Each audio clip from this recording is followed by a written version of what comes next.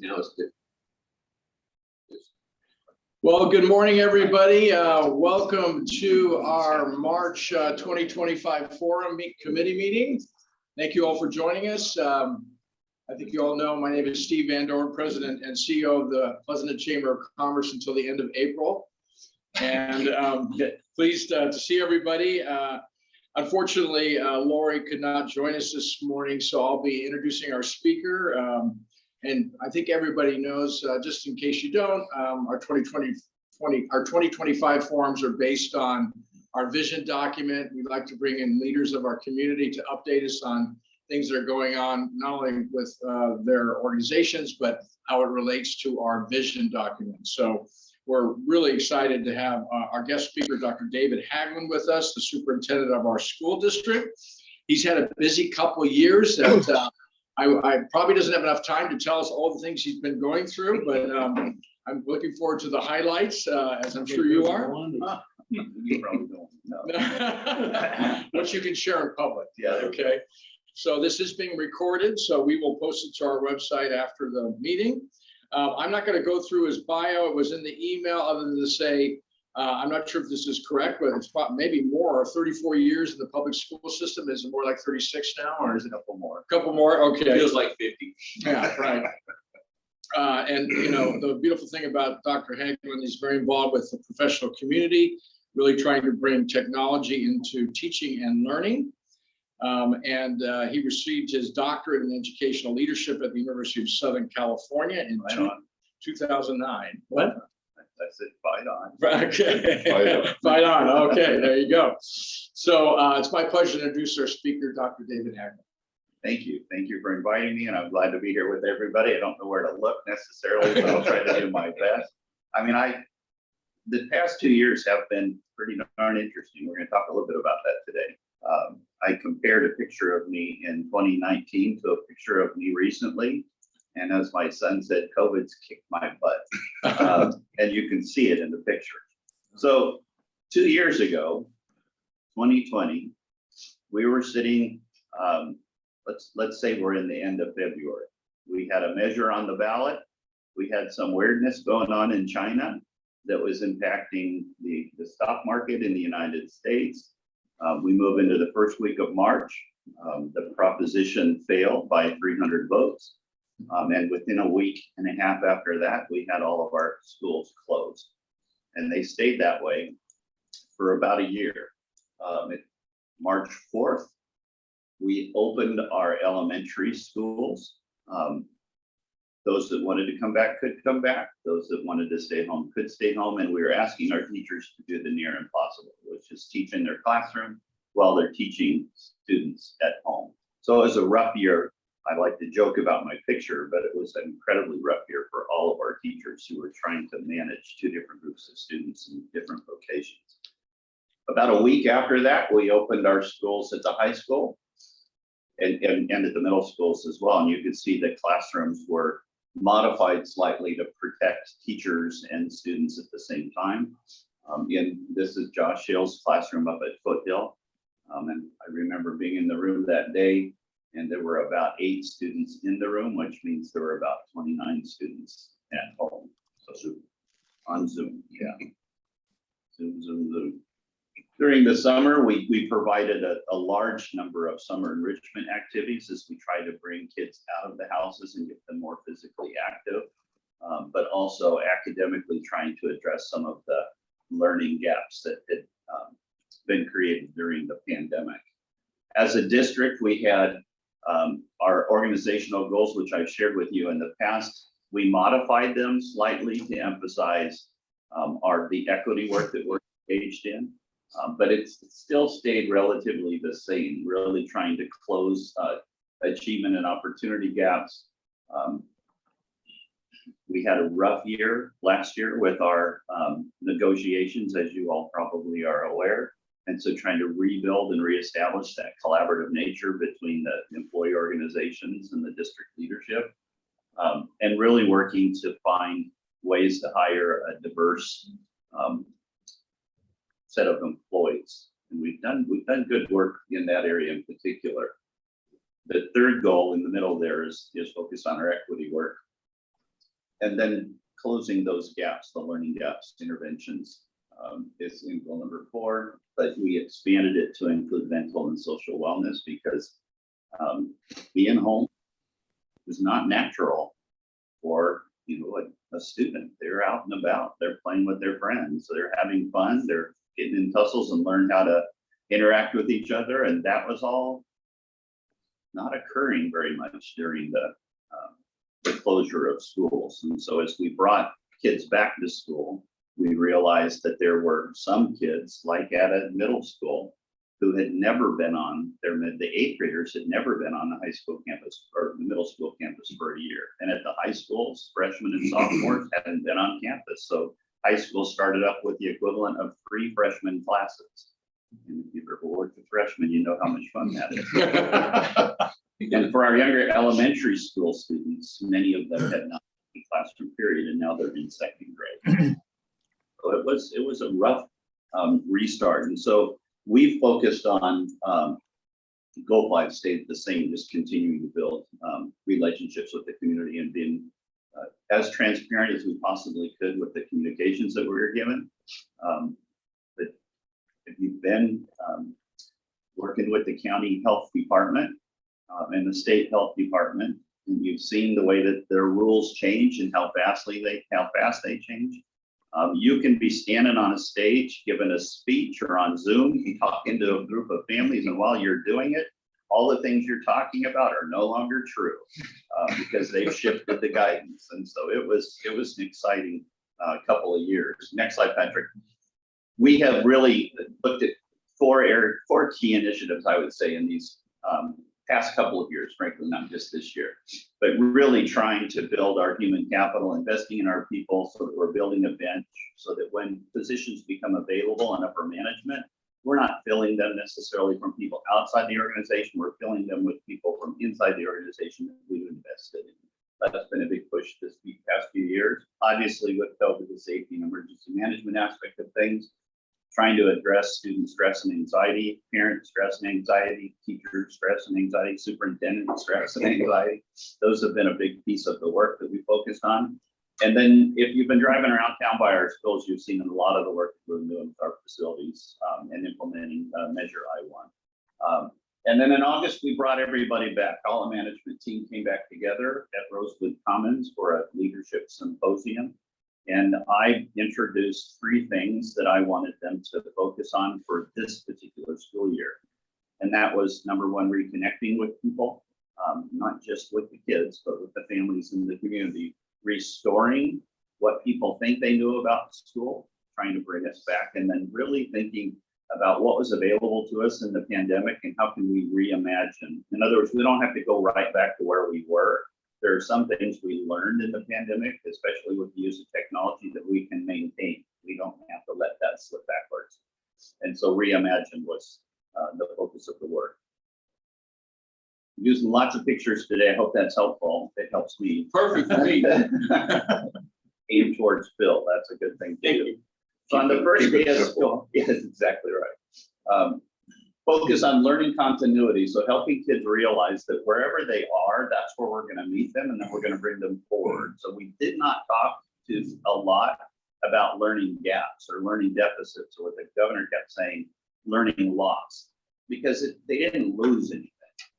They were learning, but they were learning stuff at home. So they may have been learning things doing cooking with their parents or shopping with their mom or some other task that they were doing with their dad or extended family at home. They were learning all the time.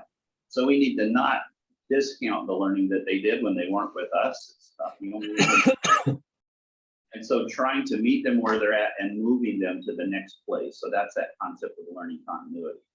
So not a deficit approach, but actually an assets approach.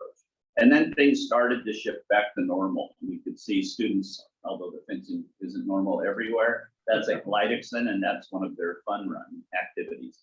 And when they did it, they were one of the first to come back and do a fun run, but each class stayed, they did, rather than everybody doing it together as a huge mass group, each class stayed with themselves. So they kept their bubble, so to speak, as we were moving back. Just recently, we started Going back to our science class, thank you, Black Tide, for your donation to PPIE, helping us keep those things going. But you can see, even with the math, just looking at the eyes, how excited the kids are about going back to science camp. And I think that's a group from Donlin Elementary School. And then we made a big appearance on Main Street when Foothill did the band review, and things were starting to come back to normal. And I don't know if any of you were there for this parade, but the crowd wasn't as large as it normally was, but that was definitely not true the next month when everybody participated in the Christmas parade. And if you were on the parade route, I think you realize that that was probably the largest crowd this community's had in many years.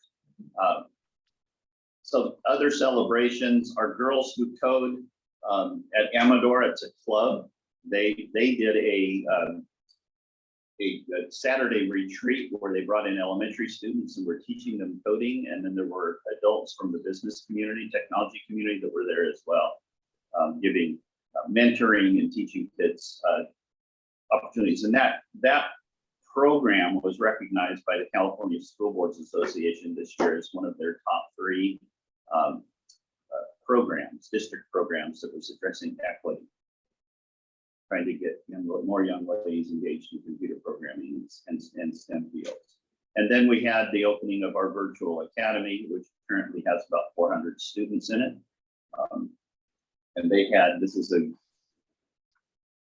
in-person activity. So this is a virtual school that's bringing their kids in. This was on Halloween to go to an activity together. So some of the pictures, and then I want to go in and I'm going to speed through this. You'll all get this presentation, so I'm not going to talk through every line on it. I just want you to be aware. And Steve, you've got to give me figures to tell me how much more time I have. You're good. I'm doing good. You're doing good. Okay, great. So just a reminder as to how California schools are funded. They are not funded directly by property taxes in the communities. That changed. That used to be the case, but that changed back in the 70s and 80s with Prop 13 and then Prop 98, when there were some districts that had large property tax assessed values, and they were able to fund their schools completely that way, but the state collected the taxes from everybody else and redistributed them. And so you can see the difference between an LCFF, a local control funded school model, and a community funded model. So Palo Alto is our friendly example of a community funded school district. All of their dollars stay in their community.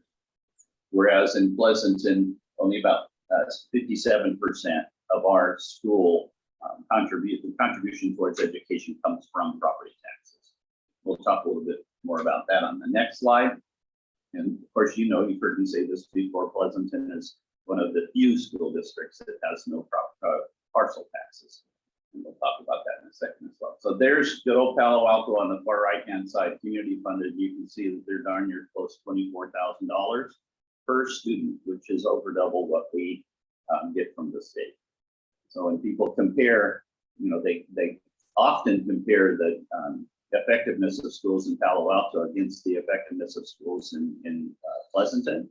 And we're right there neck and neck with them. And yet our schools are funded about 50% what their schools are funded. So kudos to our teachers and the team for doing more with less. That's what they're required to do. And you can see Dublin and San Ramon. We're all there in that area kind of together. But all of us are, besides Palo Alto, are below the state average. So where do our reserves, our revenues come from? Most of it comes from that LCFF, but we also get additional state funds. So if you add the blue and the gray together, that's where you get the total state contribution to our district. We each year have a carryover. Carryover sizes vary differently on what our spending needs were, obviously.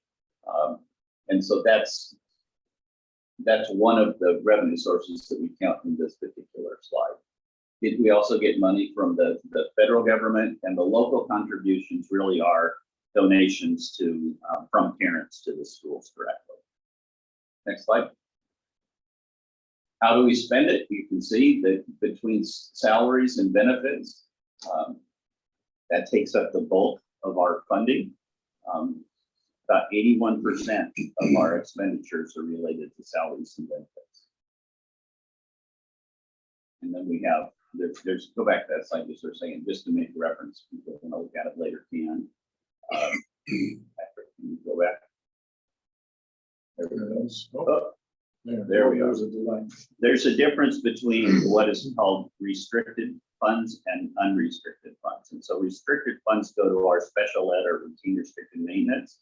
And we can't spend those on other things. We have to spend that on that particular program. And we are projected this year to be in deficit spending at about $7.5 million. Deficit spending sometimes is necessary. It's never a good thing. We've been trying to work our way out of it, but COVID hit us and it took us backwards in some ways. Next slide. We, as an organization, are required by the state of California to introduce to our board every year a 3-year budget.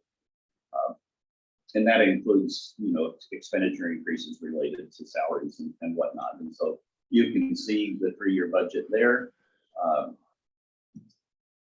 And what we use the majority of our reserves for over time. And then in next year, we go from a $7.5 million deficit spending plan to a 4.5. So again, we're trying to pull it down by using our carryover dollars. Next slide. So the state and people have heard that the state's been given tons of money to the schools. And that's true. The state has given tons of money to the schools over the past 2 years. Federal government has as well. But they come in the form of one-time dollars, and in some cases they're restricted. And so it's not that those dollars could be used for ongoing expenses. They can be used for one-time expenses. So programs that we implement, like additional counselors, those are paid for with restricted dollars that are one-time in nature. So when those dollars run out, what happens to those services? They go away. And so, you know, one of the cliffs that we will be facing as a district is everybody falling in love with their counselor and then realizing in 2 years that the counselor's not there anymore, unless the counselors are funded in a different way. So that goes back to the concept of the community deciding that this is an important thing that we want to invest in. And so we're willing to pass a parcel tax that would pay for additional counselors. So parcel taxes are about people. Bonds are about buildings. That's the simplest way I know how to put it.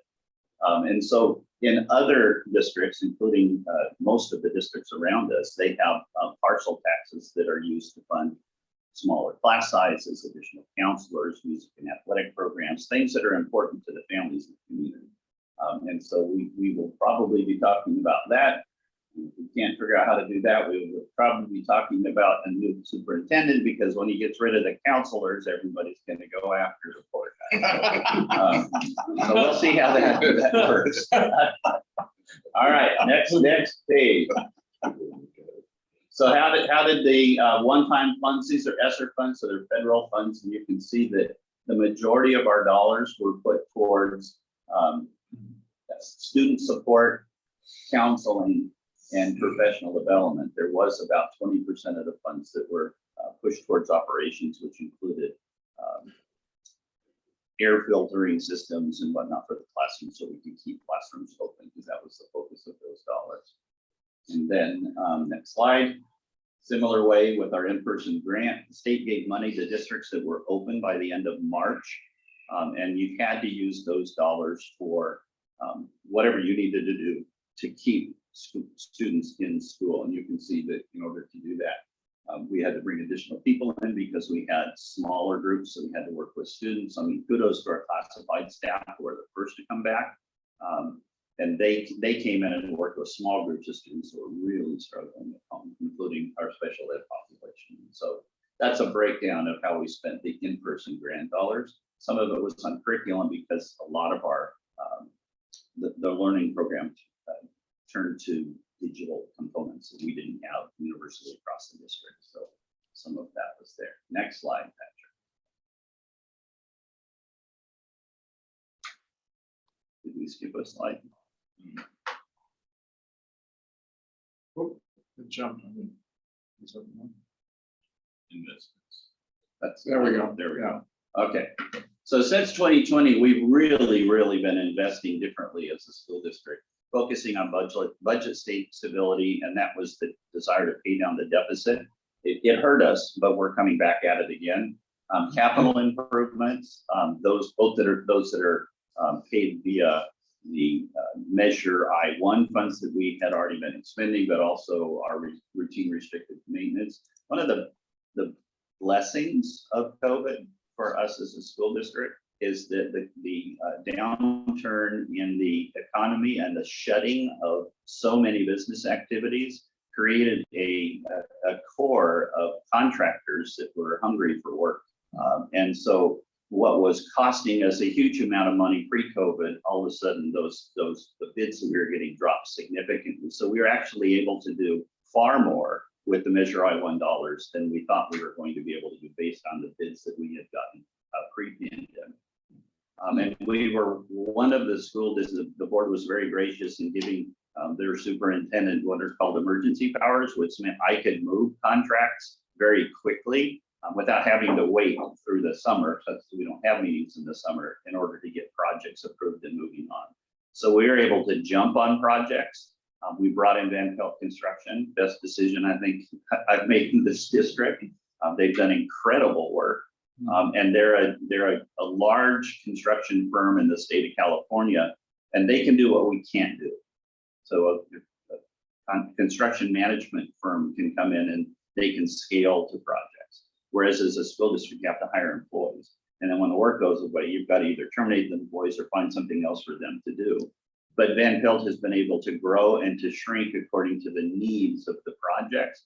And we've been able to push things through, and the weather's actually helped us. And so projects have gone not only quickly, but they've gone under budget in every single instance. Stephen, I missed that article in the Pleasanton Weekly about that story. Yeah, to look at the comments. Yeah, it was the nice story. They missed it. Yeah, where was that? Interesting. Congratulations. On Yeah, great that's work. Hard work by Ahmad and John Chaswick and Eric Van Pelt from Van Pelt Construction. I mean, they took the direction of, put the girl down and don't look back.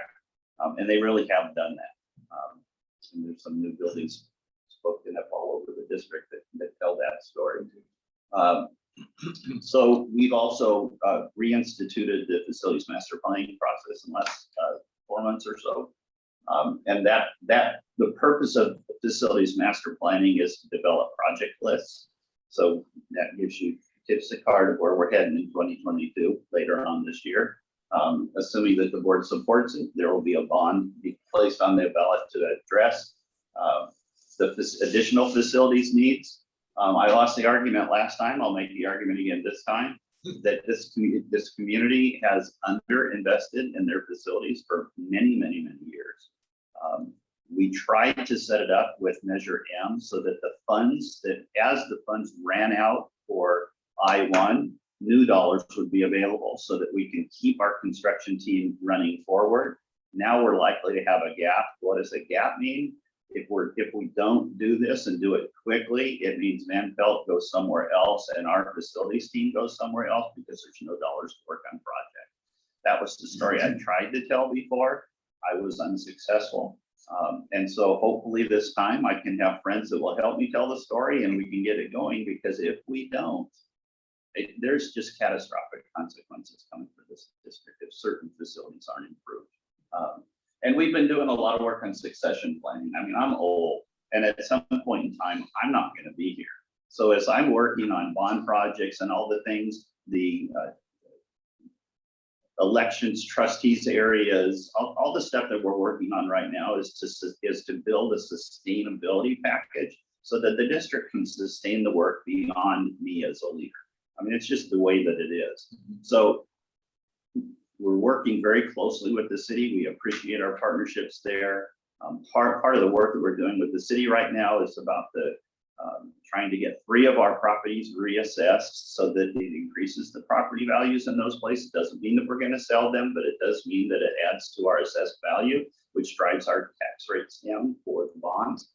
So there's a lot of moving parts that we're trying to get into place. And like I said, I appreciate the city council's support. We've kept all 3 of our properties on the list. And I hope we make it through the end of the process with those 3 properties on there, because a 10-acre parcel out by the Neal property, what it was formerly known as, and if it's zoned as a school, it's worth X dollars. If it's zoned as housing, it's worth a completely different amount of money.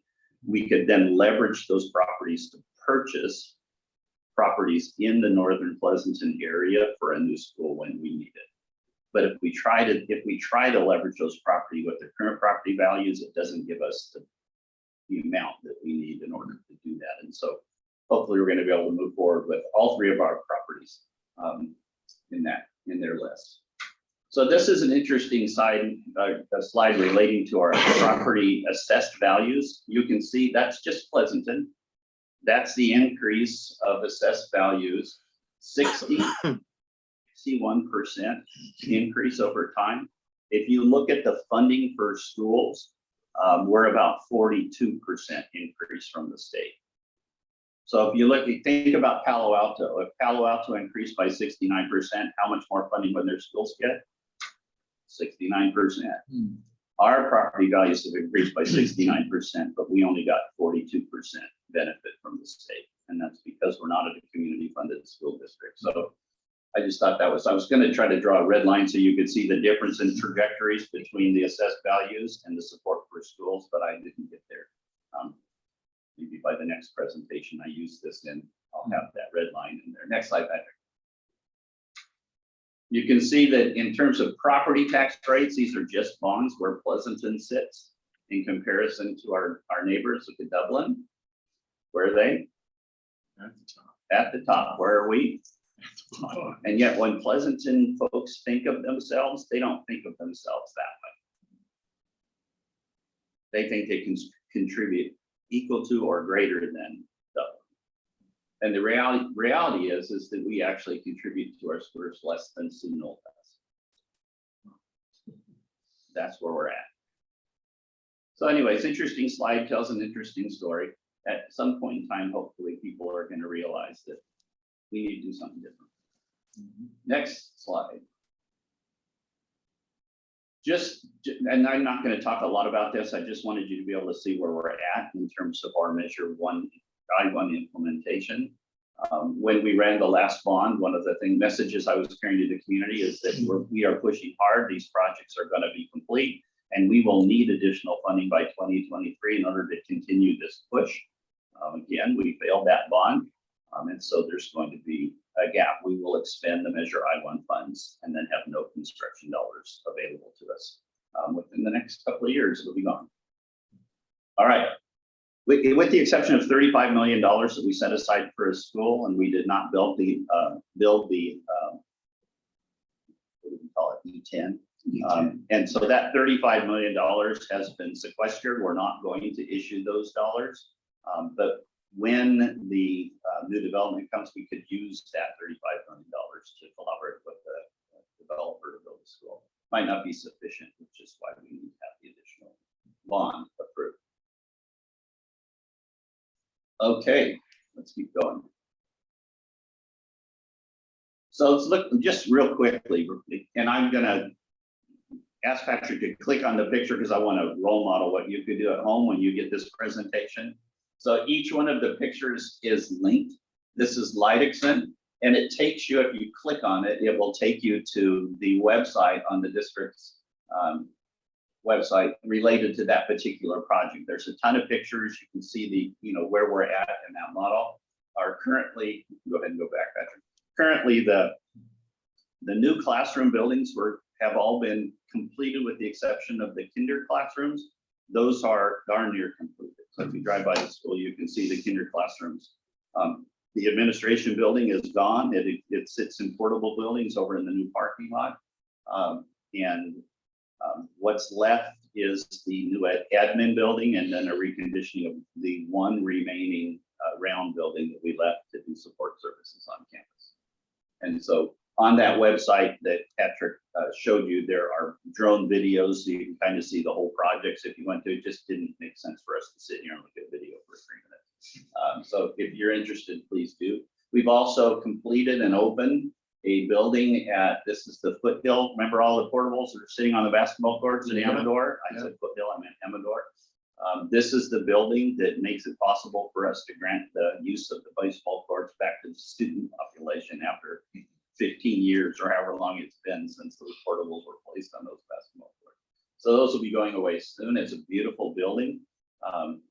And they've got multiple different types of classrooms, including 2 large SDC special ed classrooms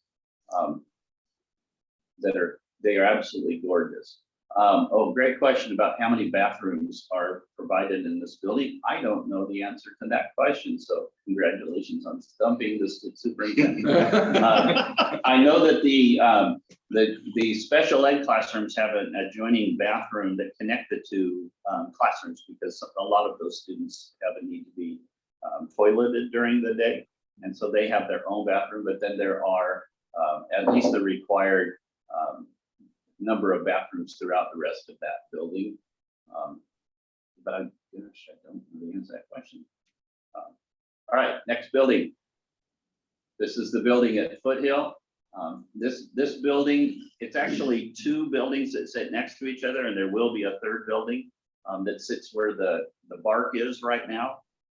It will be a part of the CTE grant that the teachers and our CTE staff at the district office wrote. They got about $3 million to build an additional building. And so the construction on that 3rd building will start this summer.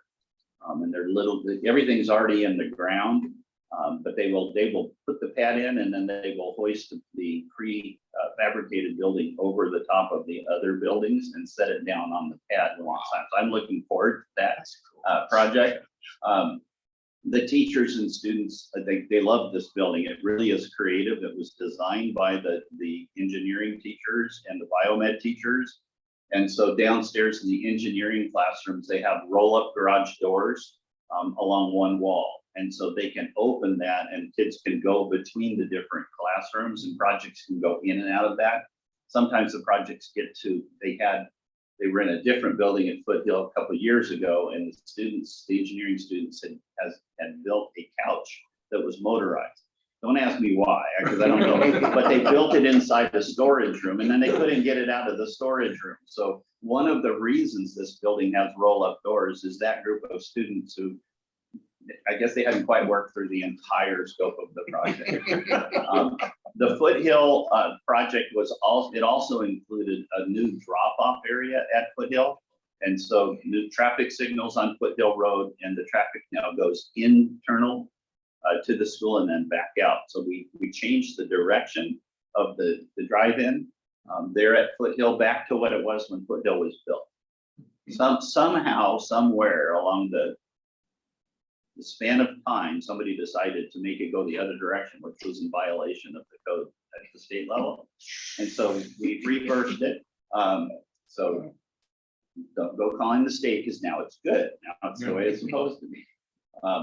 And it's working out pretty good. The first couple of days was pretty rough with traffic as everybody learned it, but about the 2nd week of school, they had it figured out and traffic was resolved up there. This is Hart's getting a new science building. The construction in the front of Hart for that building has already started, the preparations for the foundations anyways. That should be open by the time we open school after the summer. That's the goal. But what we did first is we reformatted the back area of the school to include an additional drop-off so that we could get more of the traffic off of the streets in the business park during pickup and drop-off. And so there's a very large parking lot in the back, which unbeknownst to us when we designed it, became the location of our testing center for COVID. And so we dropped a portable there, and as soon as drop-off in the morning is open, the testing team is there, and people come there to do their COVID testing, and then they're gone before drop-off time, and then back until 5 o'clock. So that little parking will how to serve this community really well, not just to get traffic in the business park a little bit better under control, but also during COVID. Next picture. Oh, yeah, I guess there is. So there have been other campus improvements, and remember I said that all of the projects we've invested in with Measure I-1 have come in under budget. Well, those dollars have been able to be reallocated to other projects on the bond list that we didn't think we were going to have funds for. And so as an example, more roofs and HVAC systems have been able to pay or be taken care of or planned for because the ones that we had prioritized as first came in significantly under budget when they were completed. So we're able to take those Measure I funds much further. We've done a lot of site fencing, the security cameras and access control. Now for the first time at our schools in Pleasanton, there's a single bell system and everybody can hear it. And that's been a long time coming. And the technology in the classroom is continuing to be rolled out, but we're almost complete with that, so that every classroom in the district has either a touchscreen television. It was at the request of the schools. They got to pick what they wanted, or the drop-down projector, short throw projectors and a screen that is also interactive. So in both cases, people can go up and touch the board and do what they need to do, draw on the whiteboard using the projector or the television. Next one. So we've used our routine restricted maintenance funds to do work that was not in the Measure I1 bond. It was in the Measure M bond that failed, but it was not in the Measure I1 bond. So the field improvements, painting of schools, those are things that were taken off of the Measure I1 list at the end. We had them on Measure M, but we've been able to accomplish a lot of them using just our regular routine restricted maintenance funds. And again, just because the cost of the work of the contractors has been so far below what we expected, we've been able to get a lot more taken care of. Tree trimming, fixing trip hazards across the district. Anybody that has been in Pleasanton long knows that things move. And so you have to come back constantly and make it safe for everybody. We have done some playground equipment upgrades at Fairlands and at Vintage Hills in particular. Those are pretty fun. The one at Vintage Hills was fun because the kids actually worked with the architects and designed it themselves. So if you ever get a chance to go to Vintage Hills, take a look at their playground structure.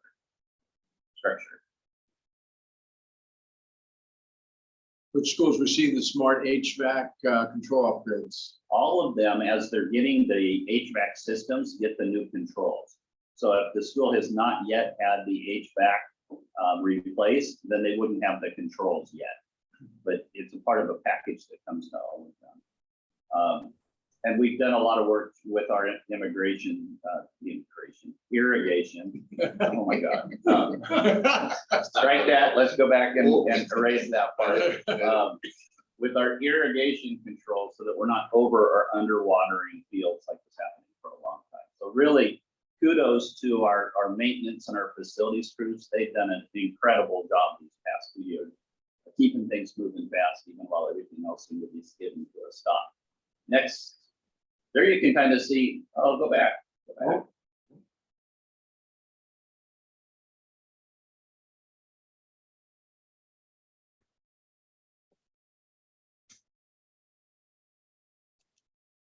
The 3 lanes there, projects were not funded by Measure I1.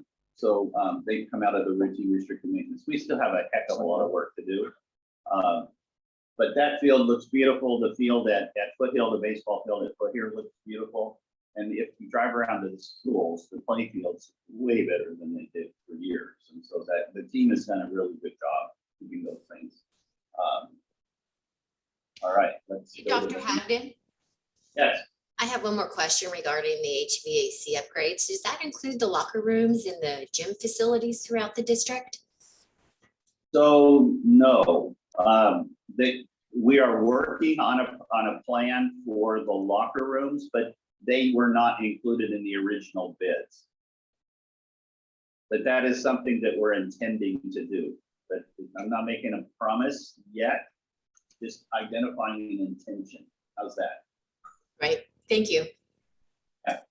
They need to be done. I mean, the environment has shifted. It becomes a lot hotter in Pleasanton than it maybe did when those gyms were built. They were not built with air conditioning. In some cases, the roofing is not, it can't sustain additional air conditioning units, but there's other ways to take care of the problem. There's really no reason why it can't be done in the locker rooms. They just weren't included in the plan because they never had them before.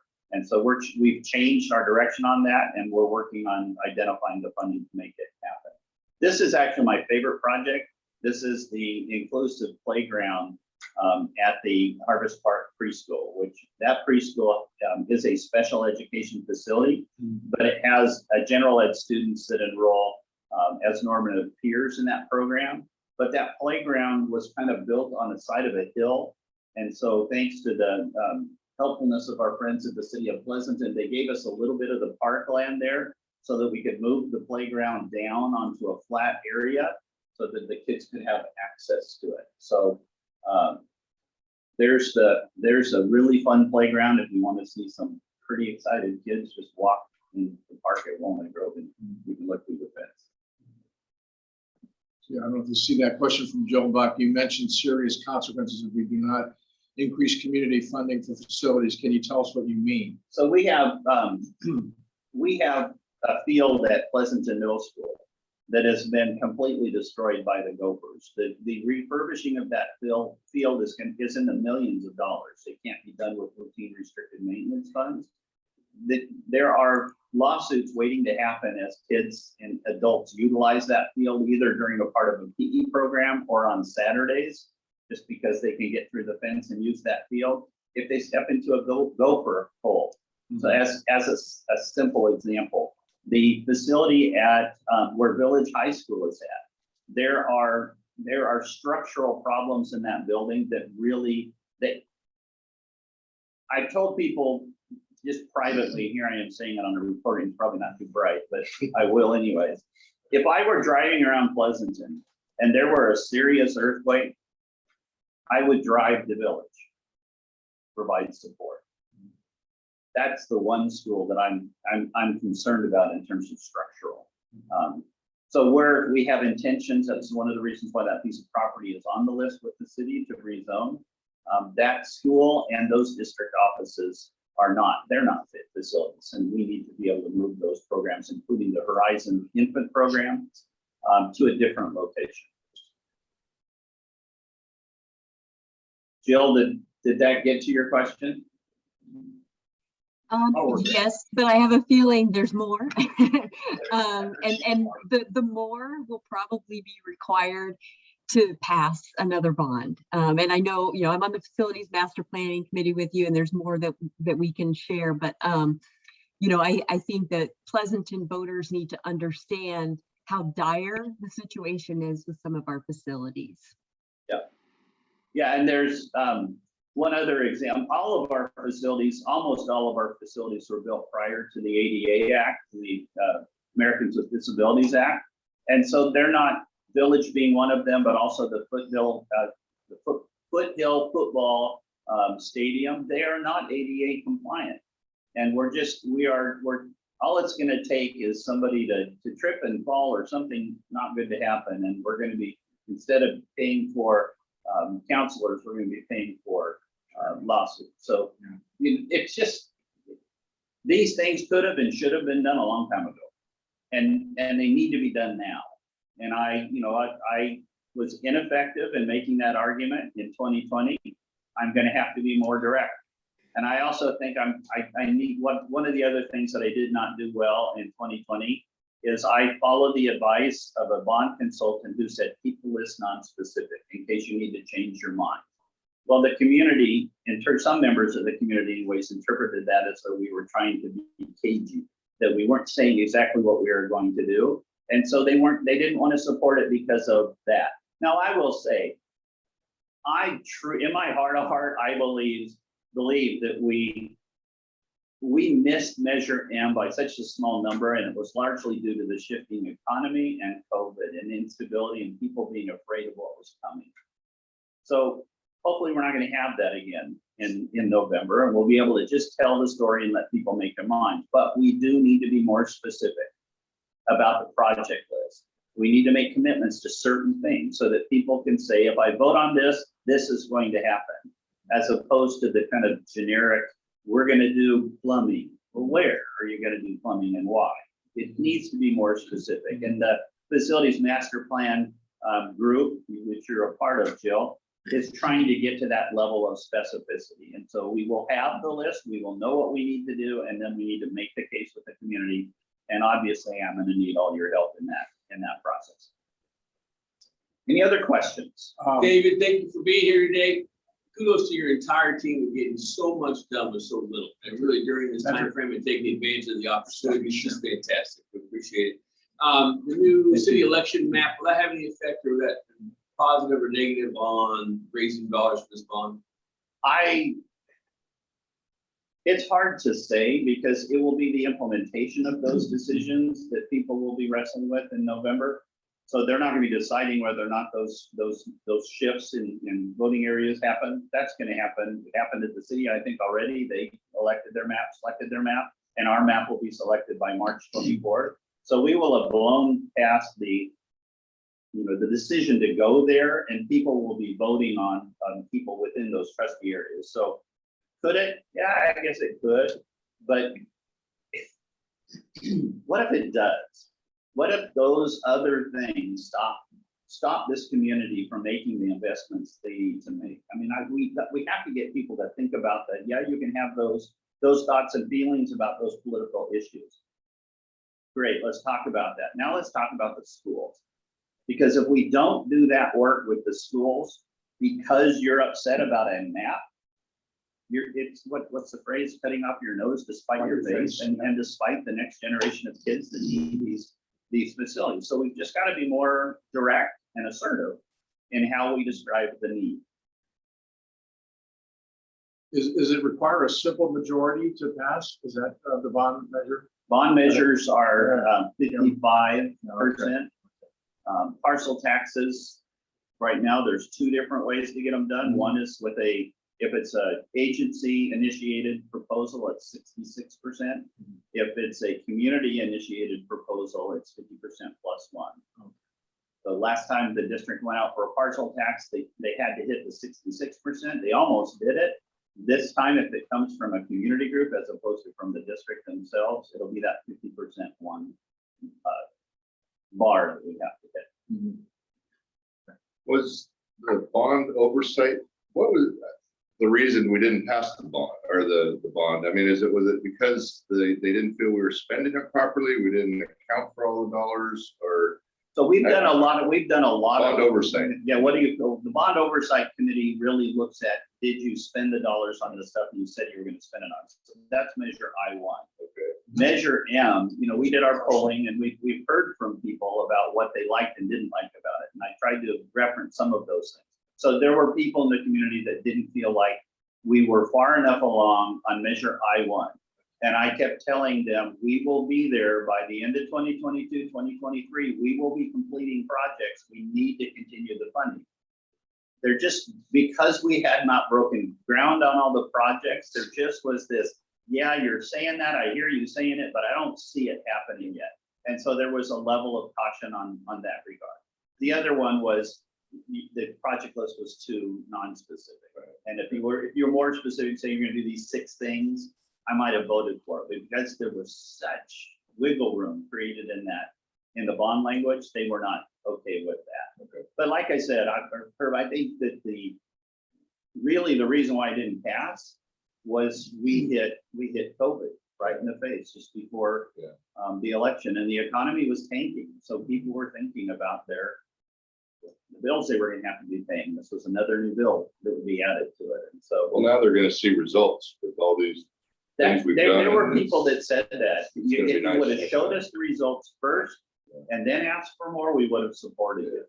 So we got good feedback. But it also came to fruition. You have to complete those projects. There is what's going to help us. I think that'll be easier to get a bond when they can now see that there's this advancement. They actually do something. Yeah, and there were people at the time who said, why are you doing it now? Why don't you wait? Wait until you get these projects moving and then go out. And my response to that question was, if we wait, we're going to have a gap. And if we have a gap, there's these consequences related to our staffing and whatnot, including prices, because prices go up usually. So, I put my cards down on the table and I was 300 votes shy of a victory. So that's the way it goes sometimes. Jill has her hand up. I think one of the things that this group hopefully can get comfortable with is a story that nobody wants to hear. In Pleasanton, we like to tell good news. We like to show how great we are.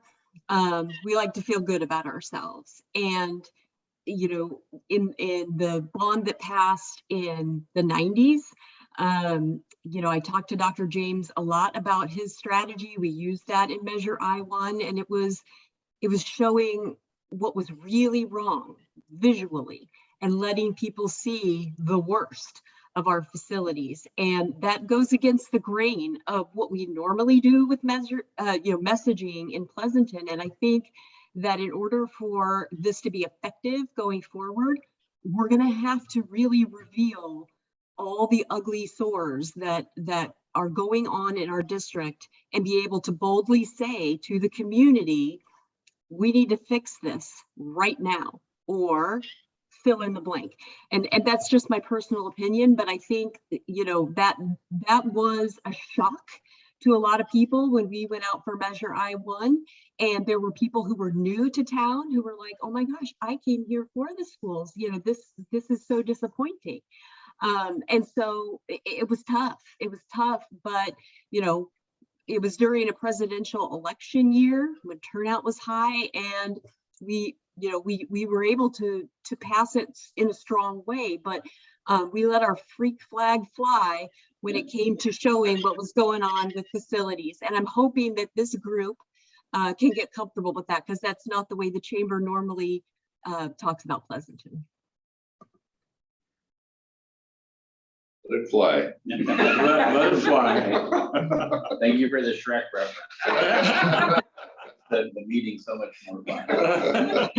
And there's a comment in the chat about the Amador and Foothill gyms not being compliant, and they're absolutely right, they're not. And that's something, we can't build a gym with our routine restricted maintenance fund. And we really can't go to the Amador community or the Foothill community and say, we need to raise $60 million for a new gym. You know, open your checkbooks. It has to be a community-wide effort. And I appreciate, you know, Jill's ongoing support since the first week I was here. And she's a great pusher. She pushes me, and I appreciate that. But we're going to need to push each other if we're going to get this done. And really, the consequences of not getting it done will have direct consequences on the community of Pleasanton, including their property value. So we've got to make those arguments. We got to help people see it. And most importantly, we got to take 5 of our friends to the polls to make sure that they vote. Do they ever have like matching funds, like the Workday gym or John Madden's football field? Sure, and we absolutely can do naming right donations, but those tend to be in the, you know, $1 or $2 million range. They're not.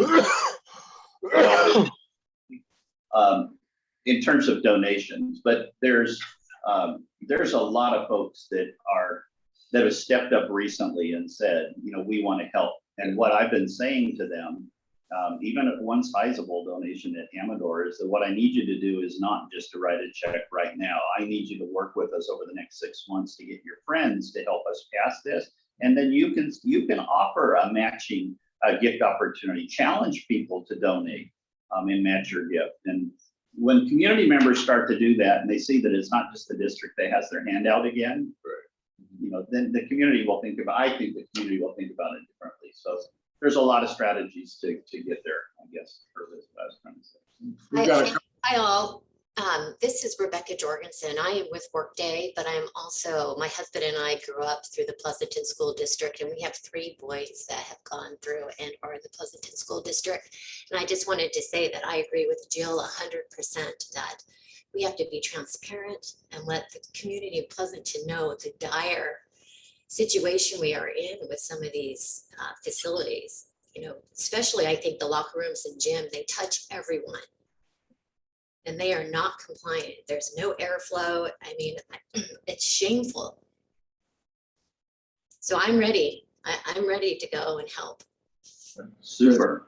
I just wrote down your name. Just but everybody heard you. I have lots of friends in Pleasanton. There we go. Yeah.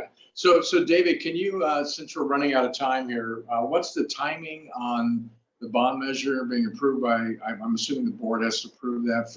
They have to approve it 80 days before the actual Okay. election. So you're looking at the, the November election, so you're looking at Right. August, August sometime? Okay, all right. July, August. Great. But the facilities master plan has to be completed first because that's what drives the project list. Okay, So they're working hard on that. cool. Great. Any other questions for our superintendent? Awesome presentation, Dr. Haglund. Thank you. I enjoyed it. Yeah, lots of things happening and lots of accomplishments. So that's really, really cool to see. Thank you. Go ahead, Jill. Sorry. I just want to say thank you. This has been an excruciating couple of years and you are our hero. And I know you don't hear that enough. You get a lot of flack from every direction, but we are so thankful for you and we appreciate you dearly. Thank you, Joe. And I share that with the team. We have an incredible executive cabinet right now. And I could not have done this by myself. And with the pandemic response, so much credit goes to both Ed Dialazzo and Amache Kosalami, who made sure our classrooms were ready and people understood what we needed to do. And then the secret weapon that we picked up along the way was Kelly French running our pandemic responses. Yeah. If you ever worked with Kelly, you know that if you ask her to do something, you better know what you're asking before you ask her. And she took over that role and has done an absolutely incredible job keeping everybody safe and keeping kids in school. And so it certainly is not a Dave Haglund thing. It really is a team thing. And a lot of these people come from the community. Kelly was not a teacher. She was not a district administrator. She was just a mom who cared. And she raised her hand. And we called on her and she showed up big time. And so I appreciate Kelly, but I also appreciate you, Jill, and the work that you've done with our waste programs here in the district and keeping kids focused on positive projects that are connected to their futures as opposed to looking backwards about how horrible their week was. So, there's just a ton of folks in this community that have stepped up. And I look forward to more doing that and seeing what we can accomplish if we work together in the next 6 months or so. I think that's a great way to close out our meeting today. Thank you all for being here. Thank you, Dr. Haglund. And thank you, Patrick, for running the PowerPoint. So Nice job, Patrick. we've got some work to do and the chamber will be behind you, I'm sure, in supporting your efforts to get the bond passed in November. So thank you all. Have a great rest of your day. And this will be on our website during this. So take care. Thank you. Everybody. Bye-bye.